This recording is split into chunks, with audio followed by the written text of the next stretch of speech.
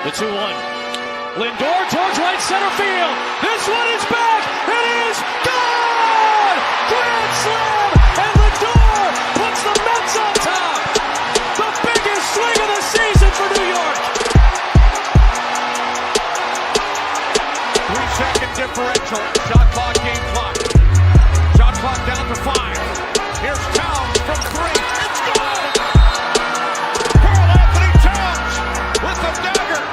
3-point field goal. Knicks regain their composure. Towns, deep 3-ball with the sweep.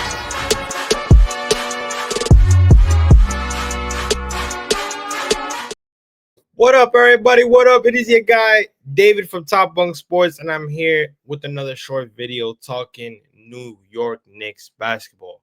Now, as you see on the top, we got a nice question that I think everybody has spoken about for the last couple of days, especially going into this All-Star break that we are about to finish. We come back on Thursday, and to tell you the truth, it is a question that one particular man brought up that a lot of Knicks fans don't like, or not say that they don't like, but they don't respect his opinion just because of what he has said in the past about the New York Knicks. He's a legendary ESPN reporter, Stephen A. Smith, current Knicks fan. As we know, a lot of Knicks fans really don't mess with him, but we will dive into what he did say a couple weeks ago when talking about the Knicks and their game against the Atlanta Hawks, where they beat them 149-148. They were covering it, and he did bring up a topic, as you see the question here, right? Do the Knicks have an identity issue? And he spoke about that. Now, certain people did agree with it, and certain people didn't agree with it, right? But I want to take a look at what he said and then kind of give my opinion and kind of just give a short video on why I wanted to touch on it and what I think is the issue and what I think they can build on going into the second half of the season and going into the playoffs. So let's take a look at what Stephen A. had to say about the Knicks and about their identity issues. You're the New York Knicks, listen. You're pissing me off.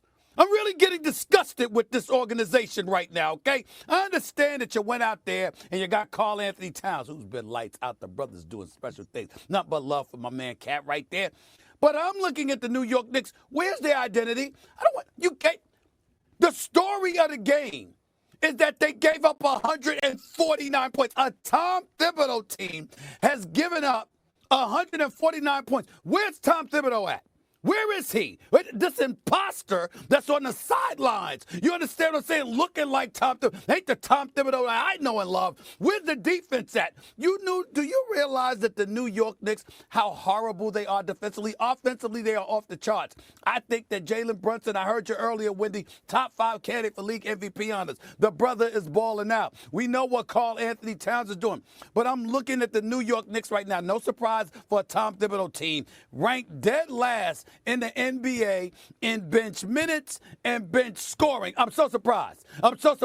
So now you're questioning their depth, okay? And then defensively, yes, OG Anunoby has been out the last 5 games. Yes, they've been 4-1 in his absence. But their defensive rating is one of the worst in the league. You've got Mikal Bridges, you've got Josh Hart, and still you're looking at a team right now that's giving up points in bunches. The New York Knicks, from a talent perspective, are the 3rd best team in the Eastern Conference behind Boston and Cleveland. We know this, okay?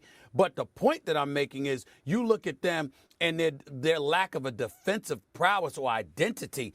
There's no way in hell they have a chance against Cleveland or Boston. It's just that they should be able to beat everybody else because they're either bereft of the talent that the New York Knicks have, or they just don't have the know-how once the playoffs arrive to really, really pull something off. I know that doesn't seem to apply to Indiana because they beat the Knicks in 7 games last year.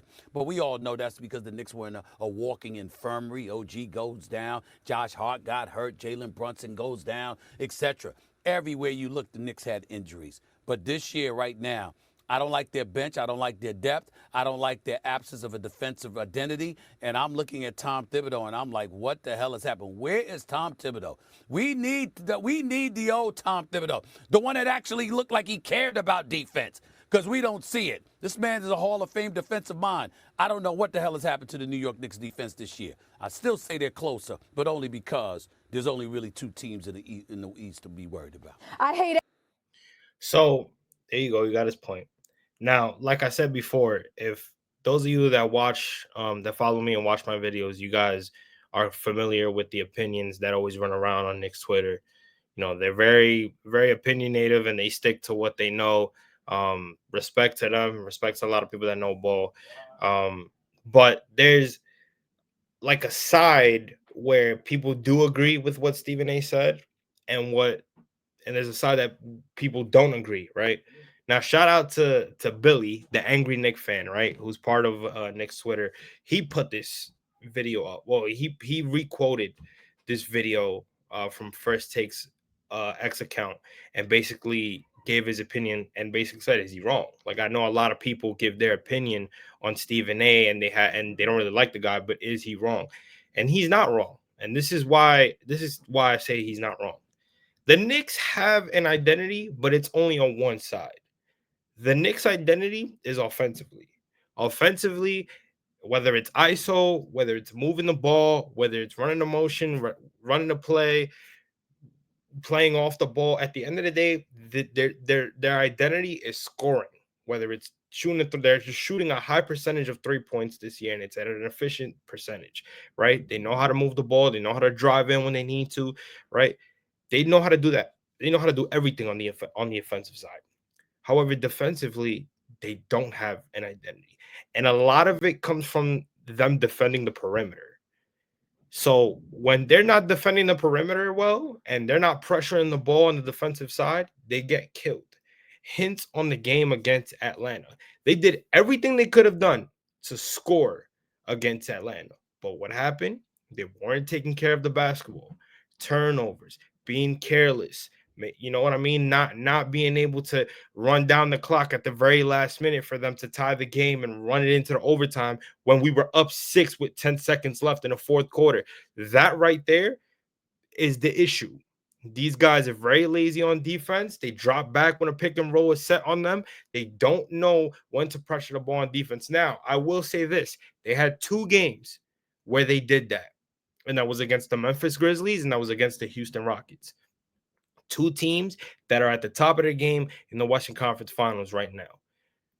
The Houston Rockets are 3rd place. The Memphis Grizzlies are in 2nd place in the Western Conference. At the end of the day, when you're going against like that, and I know the Grizzlies are no Boston Celtics. They're no Cavs. The Houston Rockets are no Boston Celtics. They're no Cavs. But they're still where they're at for a reason. Whether people believe in them or take them serious or not, they're still where they're at for a reason. When you're able to pressure the ball like that, the way they did and get multiple steals and get multiple points off of turnovers, I think I mentioned it in one. And shout out to my guy Tony Thanos, TONY from the of the Knicks from NYKX Knicks Twitter. I basically said in his space when he invited me that when they're playing that type of defense, they can't be stopped. I mentioned the amount of points off of turnovers that they got, and it was a very high number compared to what Memphis had compared in when we spoke about that game. They don't play like that every night, and that's the problem. Now, another thing that Stephen A. Smith touched on. Excuse me, guys. I don't. Another thing that he touched on was the fact that Tom Thibodeau is a defensive head coach. That's what he's been known for since he's been in the league. He's been known for that for a very long time in his career. You don't see that. You don't see that. So when you're noticing that, and you're like, yo, where is that defensive prowess that Tom Thibodeau has always displayed as a head coach? It's not there. It's not there. They get whatever they want defensively. I mean, offensively, but defensively, they suck, especially on the perimeter side, and that's the issue. You don't have your rim protection, which is what Mitch brings to the table. When OG Anunoby's out, everything is done. Now a lot of people talk about, yo, what about Mikal Bridges? That's a guy who's inconsistent. He's inconsistent. He's another wing, another defensive wing that you brought in here. You traded five first round picks for him, and you brought him in here to not only score to be a mid range killer, which he is. We've seen that, but to also show that he is a defensive wing. He's a wing stop. Him and OG Anunoby, they call him the wing stop. So when you don't have that consistently every night, it's gonna fuck up. It's going to fuck you up. And my problem with this whole situation is that as much as people want to knock Stephen A down and knock a lot of these guys that don't believe that the Knicks are going to get to where they want to get to, there's a reason for that. Because at the end of the day, this team was built on trying to stop the Boston Celtics. And when you can't stop the team that you're built on, that's a problem. Again, they traded for Karl Anthony Towns for two reasons. One, was because they're trying to build again. They got Mikal Bridges, they got Karl Anthony Towns to literally compete with the Boston Celtics. But another reason for that was because they were screwed. Imagine how this team would have been right now if they did not have Karl Anthony Towns, if they would have kept Julius Randle. And I love Julius Randle. I am a Julius Randle person that appreciates what he's done as a New York Knick. But if they would have stuck with Julius Randle, had Precious Achiuwa at the 5 or Jericho Sims at the 5 before trading him, and they would have never traded for Karl Anthony Towns, imagine how worse we would have been defensively. It would have been a total disaster. It would have been a total disaster. And that's not me saying that Karl Anthony Towns is a great defender by any stretch of the imagination. That is not what I'm saying. But at the same time, we knew what the vision was when they traded for Mikal Bridges. We knew what they were doing when they traded for Karl Anthony Towns. When you end up having an opportunity to play that team that you're trying to stand up against and you're trying to compete against to win a championship, and you get blown out by 30 plus in both games, that's a problem to me. And then it doesn't help that the number one team in the Eastern Conference right now, who is the Cleveland Cavaliers, only get better. They traded for DeAndre Hunter, who kills us every time we play the Atlanta Hawks. When he was with the Hawks, we couldn't find a way to stop that brother. That brother got whatever he wanted against the Knicks. Now they added him and they just got so much better. They took a Karis LeVert, who was actually playing well under them, and they said, we're going to get somebody who's even better than you on both sides of the ball, and we're going to get even better. And that's what they did. So if you're the Knicks, you need one more wing. Now, personally, me saying that, I can't really put I can't really put a wing right now that I would probably go get, right? Because I would really have to break that down and kind of study that and kind of see who would be a perfect fit. But if you could get somebody like a Kyle Kuzma, the size of Kyle Kuzma, not Kyle Kuzma per se, but if you could get a wing like Kyle Kuzma, who's that size, who's a little bit tall, who can stretch the floor a little bit, you're good, because then you could pair that up with OG and Mikal, and that would kind of be a little bit better. But because you don't have that, and defensively we're not that good, you start to wonder, like, yo, when it comes to the playoffs, it's a whole different animal. How do we stop that, right? And it goes back to Tom Thibodeau. What adjustments can Tom Thibodeau make as a head coach defensively that when we get into a 7-game series in the playoffs, how are we going to stop that, or how are we going to stop that mid-game? It's not working in the first quarter. How do we make adjustments in the second quarter to stop that, so that way we can continue it going into the second half of the game? You know what I'm saying? Like, little things that Tom Thibodeau can make as a defensive head coach that he's always been known for. What adjustments can you make? And at the end of the day, in year 5, we got to know what plays he can run and what defensive adjustments can he make to switch that. So I wanted to touch on that because there's a lot of people that, whether they agree with it or not, they've always said, well, the Knicks do have an identity because of the record. And when the Knicks don't have an identity, because when we face top teams in our conference, we get blown the hell out, or any team that's over 500, we end up losing. So I do think they have an identity, but it's only on one side of the ball. It's not on both sides. And in order for you to be a complete team, you need to have an identity on both sides and stick with it. Teams that have an identity on both sides, you win yourself a championship, and that's just what it is. The Knicks don't have a full identity. They're not enough.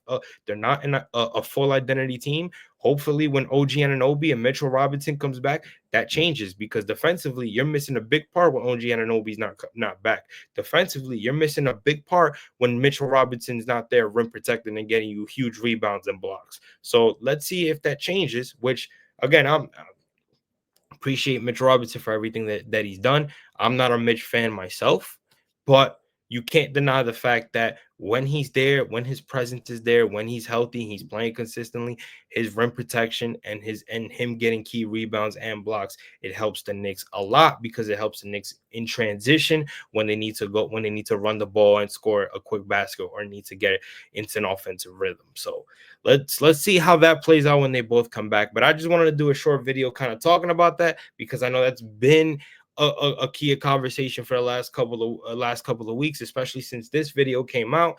And I know that's going to be a huge topic of conversation coming up on Friday, February 21st, when we play the Cavs, and on the 22nd, if I'm not mistaken, or the 23rd, when we play the Boston Celtics again. That's going to be a huge topic of a conversation, and we're going to be looking to see how they make those adjustments, especially against the Boston Celtics, who've already blown us out twice. So it's all about adjustments when it's Tom Thibodeau. But I appreciate everybody tuning into this video. Please follow me at Top Bunk Sports on X, Instagram, YouTube, and TikTok, and always support the page, man. I appreciate y'all. I am out, and I will see you guys on the next video. Peace.